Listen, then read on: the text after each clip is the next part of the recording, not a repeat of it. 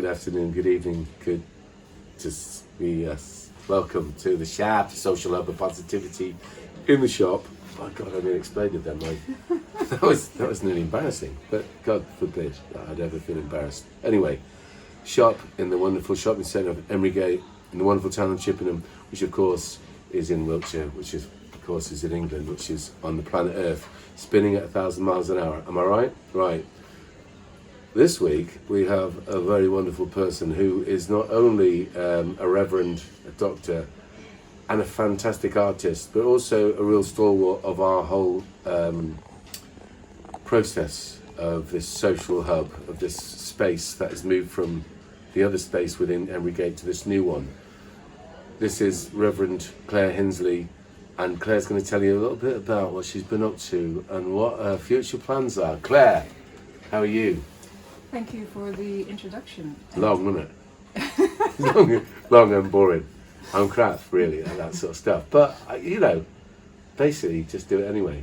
So you were just having a conversation out there with somebody else, and I found it really interesting because people are getting too distracted by their external environment and not caring for themselves and standing up for themselves. Mm-hmm. So I have written one book, which is The Happiness Warrior, which is finding your instinctive self in Western civilization. I think, first of all, we need to get to grips with the falsities that are around us and realize that these are all external events and stop allowing them to affect our personal lives. Yeah. Because there are distractions. Give me an example, just... Well, we're energetic beings. A perfect example is a football match. Yeah. So you've got two teams, you've got two sets of fans, they're sat there yelling at each other, they don't even like the other set of fans, and the only difference is the football team. Mm. And then if their team loses, that week they may be quite depressed. I can vouch for that. Or sad or angry. Tottenham. So if how have we got to the stage where we're allowing these external events to affect our moods when they shouldn't be? We should be focusing on how we can raise our vibration and be happy, be kinder, take care of ourselves and take care of the people around us, not get distracted by worldly events. So the second book, because the first one is finding out what those worldly events are and how we sort of tap into who we are. The second is embodying and living on a permanent basis this higher vibration, this energy where we're able to abundantly give energy to other people, inspire other people, and not diminish them. Yeah, no, I get it. So it's and the arts are quite useful in that respect, aren't they? Because and part of the ideology of what we're doing, I guess, I don't know if ideology is the right word, but the idea about people being able to come into this space and freely explore and express themselves around doing certain types of art. We're going to, obviously, we're connected to other art. We make films, we're going to be doing photography on Saturday. This is going out Sunday, but look out for the dates of that because it's the same thing. It's about the idea of accessibility. The reason we do this on a phone generally, without a microphone and stuff, is I know that not everyone's got a phone with as good a lenses, or some have got better, no doubt. I'm trying to make it as accessible as possible. In the same way, it's about the self energy, self-actualizing individuals. Yeah. So each individual has the potential of doing many things. Everybody has potential.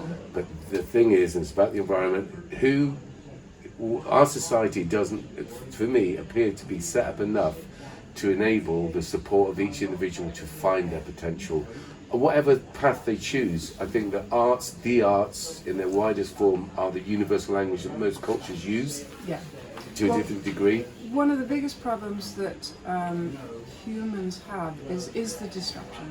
So, with the football games and all of that, it's distraction. And these distractions are thoughts coming into our head, continuously distracting us. When we're doing art, music, photography, anything, dance, anything creative like that, we're shutting off all these random junk thoughts coming into our head, and we're tapping into something that's creative. We're tapping into something that's higher than ourselves, that we haven't done before. We can overcome, we can reach outside the box of our comfort zones, and we can achieve much more. No, I This agree. is where we all need to be. But when we're in fear, Yeah, then we shut down. yeah. And of course, then we act in fear as well, which is part of the reason I set up Kandu 25 years ago, because I'm very fortunate. When I was a musician, I was able to work with this amazing theatre company that are still going, I think, Keys Theatre Company, an international company that work inside the prison and probation sector. So when I would do freelance directing in prison or with probationers, I would look and think, wow, part of the reason why they've been unable to cope in a certain scenario or situation long term or whatever, and it's Hereditary almost. well, the idea that yes, because there's a cycle of people not having opportunity, and they're not exploring their own solutions. They're not being self-actualized, and they're also not being able to communicate their thoughts and needs, or share ideas, or even think differently. Yeah. They're stuck in a way that is the environment that they think is. No one intends this. I mean, governments do, but parents surely don't. Surely want the best opportunity for the children. But if you haven't got, in this capitalist world, if you haven't got the finance resource, you can't buy into that. So let me give you an example. You can imagine an overrun, desolate building with trees and branches growing into it, and it's crumbling down the walls. Nature does not stop. That's it. It just keeps going. Yeah. And when you're in the victim, it's not a victim. No. Of this whole planet, you know, it just keeps going. Yeah. Somebody might come along and trim something somewhere, but it'll still keep growing. Yeah. The human nature has fallen into this victim of its environment, and that's lower vibrational. When you think that the environment has an effect on you, you literally, here you go, just do what you want with me. Yeah. But it's interesting, isn't it? Because that idea also about we're a part of nature, not apart from nature, that we are literally spinning on a planet 1,000 miles an hour. If the Earth goes, our civilization goes, and the planet might blow up. But the point is, it doesn't need human beings to survive. It will spin on without us, and that something else will be the dominant species. Maybe it will be sentient, maybe it will be intellectual, maybe. Or maybe it will just be cockroaches and ever-growing trees and plants and plant organism or organic life. So therefore, what hopefully defines us is our ability to be conscious. And conscious, come on everyone, you know that we didn't create ourselves, so not talking that there's a higher being or not higher being, whatever it is that created humanity, whatever it is that created the whole of existence, call it God if it makes it nice and convenient. If you spell it backwards, it's dog. It's just a word, but the concept of it is interesting in how it's been used to control society. Like Marx said, it's the opiate of the people, religion. And then now I guess the opiates are the opiate of the people, because religion's been seen, I guess, to a large degree, it's not been represented in the best way in certain areas. There's, having a Vatican, having a really wealthy country within the capital of another country, having lots of gold, having lots of wealth, and yet purporting to be like Jesus. And whatever you think about Jesus, it's up to you. I don't know what your thoughts are on religion. What are your thoughts on organised religion? I'm a metaphysical minister, and one of the rules of metaphysics is you cannot beeline down one religion in particular, because there is no one religion that is any more valid to certain individuals than others. Of course. So we're not allowed to go down one route, which has sort of brought me into looking into and studying lots of different religions. Good. Then I'm able to sort of pick and choose what I prefer. And what I resonate with. Beyond dogma, and beyond control, and financial control, taxing. There's a tax that happens. I remember we're the only species on the planet that pays taxes. Yeah, it's crazy. But I mean, in the idea that you're making, the Church of England is one of the wealthiest institutes. That's absurd. Yeah. If I had the same wealth, and I mean this, if I had the same wealth at the Church of England, there wouldn't be any homeless people in England. Yeah. Just put it out there, people. We've got body, mind, and spirit. Where does money come into that? Yeah, it's crazy. You need food to eat. You don't need money to eat. Yes, exactly. Yeah. But This is where everyone.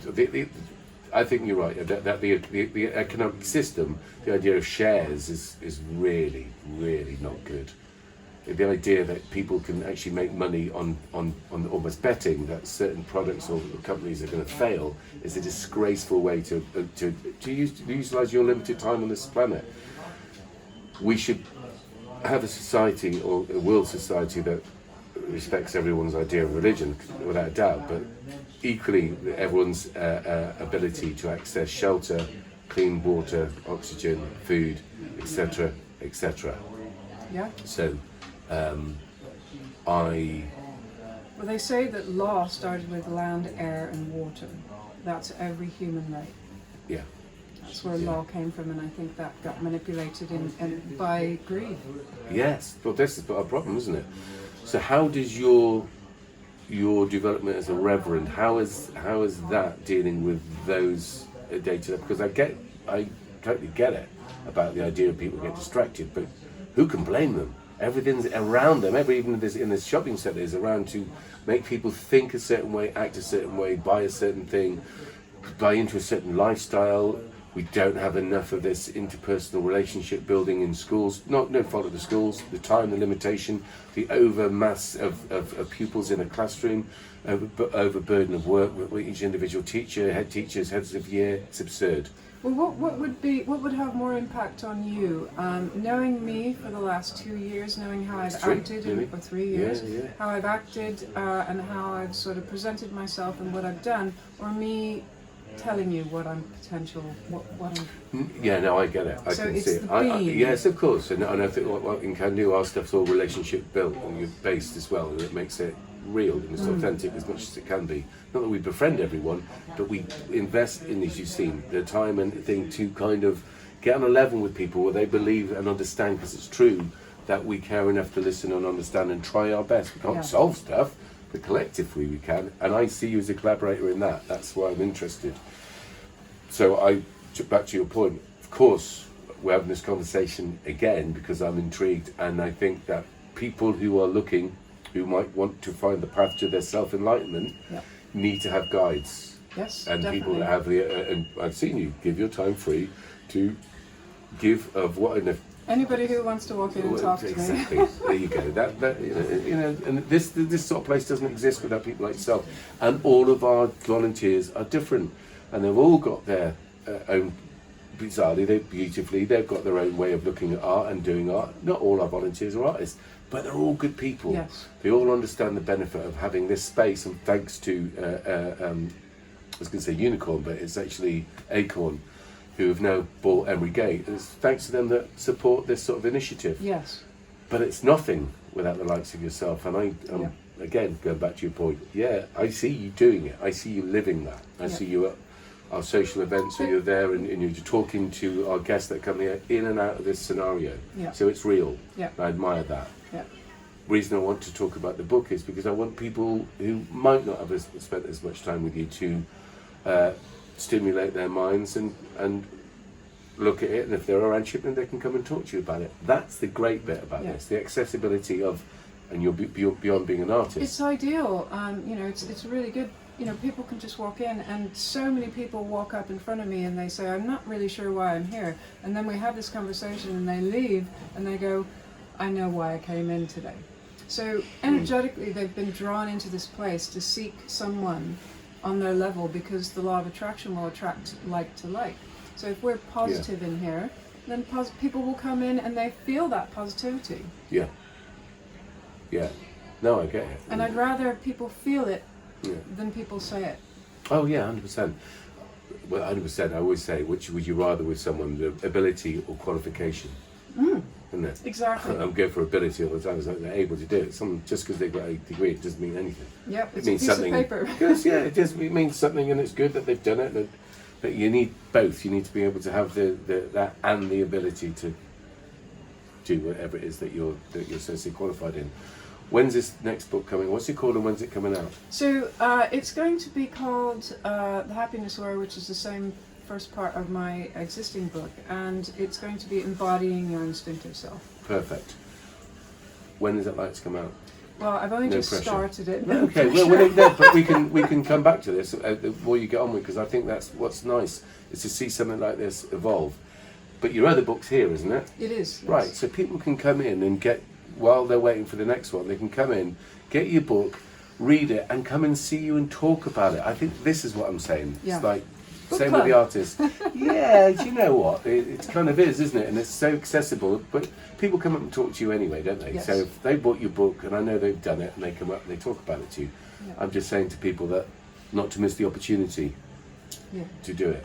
Anything Yeah. else you want to talk about? No, I'd just like to thank you for making this post possible, Wow. and you've done a brilliant job. I think that obviously Donna's filming, so you know that she's had a lot to And do with it. Donna But as everyone well. connected to Kandu.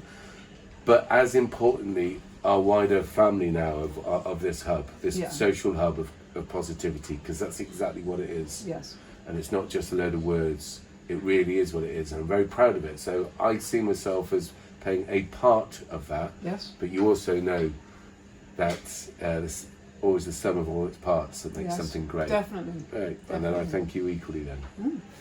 Thank you. Long may you live. I'm looking for this new book. Nice one. It's a wrap. Spinning at 1,000 miles an hour, just another speck in the cosmic shower.